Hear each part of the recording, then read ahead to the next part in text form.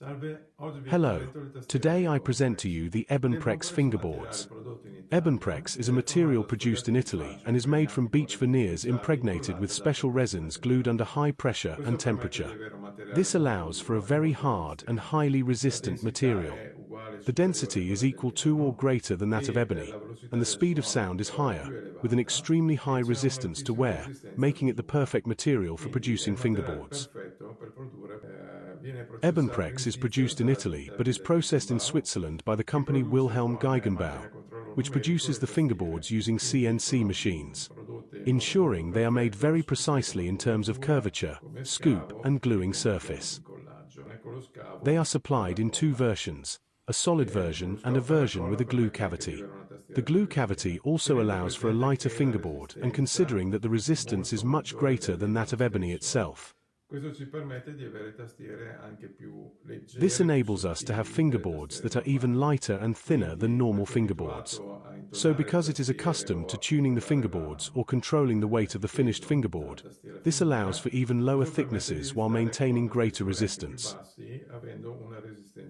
which is very important, especially since it is a very stable product. Given that today instruments quickly change continents, they undergo significant variations in humidity and temperature in a short time, Ebonprex prevents surprises with musical instruments. The high resistance to wear also means that fingerboards need to be reconditioned much less often than they do today, especially because, as you all know, the quality of ebony has significantly worsened lately since the traditionally used ebony is subject to CITES regulations, and the African ebony used today is of lower quality than in the past. And color, porosity, density, and resistance are no longer the same as they once were. Ebonprex is a product of free circulation. These fingerboards, among other things, also due to their color and finish, having few pores, actually, practically no pores, and being already colored black, allow for a very beautiful finish. It is a material that has no defects whatsoever. What is also interesting compared to other innovative products available today is that you can glue it with regular hot glue, and does not require special glues. It can be worked just like wood, so anyone, even those who are used to tune the fingerboard and or controlling the finished weight, can work it just as they have always been accustomed to working with ebony. What can be achieved, however, is a greater specific weight, a much higher resistance than that of ebony, allowing for thinner fingerboards, and therefore, if desired, lighter than those that are normally made.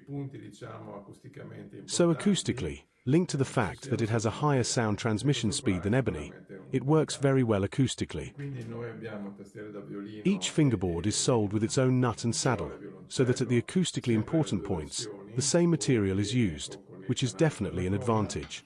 We have fingerboards for violin, viola, and cello, always in two versions, either solid or with a channel for glue, and so this innovative material solves many problems for us. Obviously, at this moment it is much more expensive than ebony, but looking to the future, considering the stability, the aesthetic beauty once finished, and the little wear, it is certainly a material that over time becomes advantageous compared to today's ebony. Now let's proceed to work a fingerboard, and you will see that it is worked exactly like ebony, and I will also tell you something else.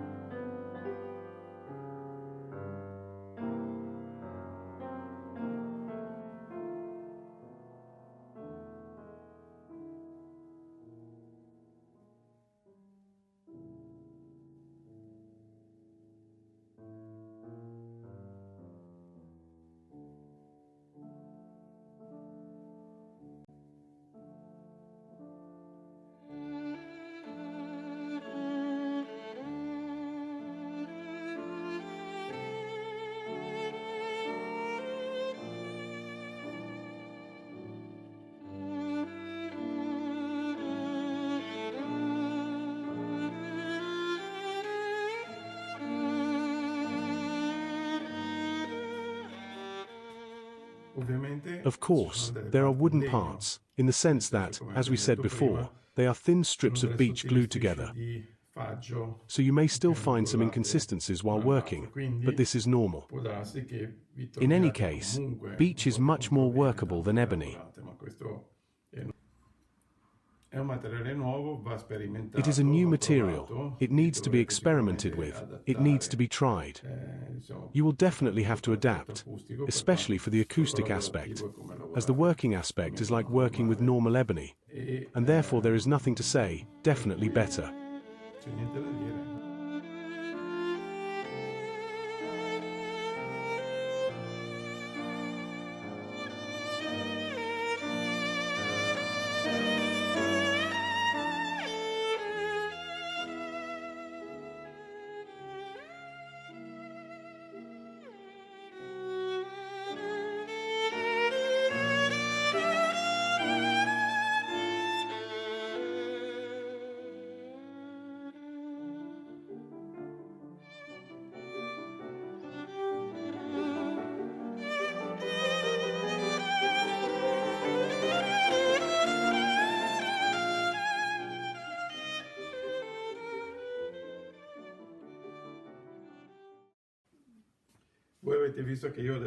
You have seen that I have now shaped from above to make the curve that I use. I use an asymmetrical curve. But for those who are used to using a single radius curve, the surface is already finished. It is already finished both as arch and scoop. So in reality, it does not need to be rectified. This is another advantage of the Ebonprex. The sides are wider than the finished ones so that it can also be used in restoration and or for particular measurements that someone wants. So in reality what needs to be done is only the sides and flattening underneath to reach the desired height, or the frequency or the desired weight.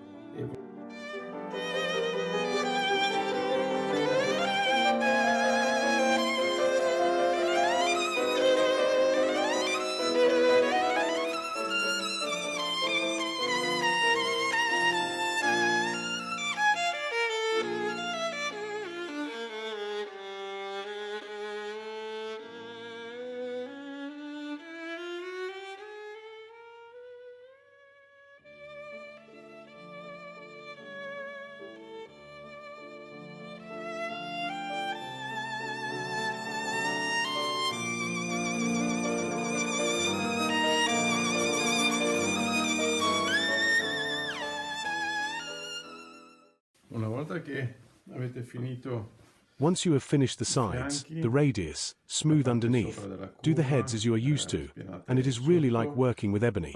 Indeed, perhaps better, because it also damages the blades less. I finish the upper curve when I have glued the neck into the body and glued the fingerboard to the neck, but there are those who finish it before, and there is no problem. At that point, you finish the bottom part, and the incredible thing is that it is thinner than what I usually do. The weight is very good and the stiffness is incredible. It doesn't flex at all. So even though it is thinner than my usual thickness that I leave here, the fingerboard is really stiff. Fantastic.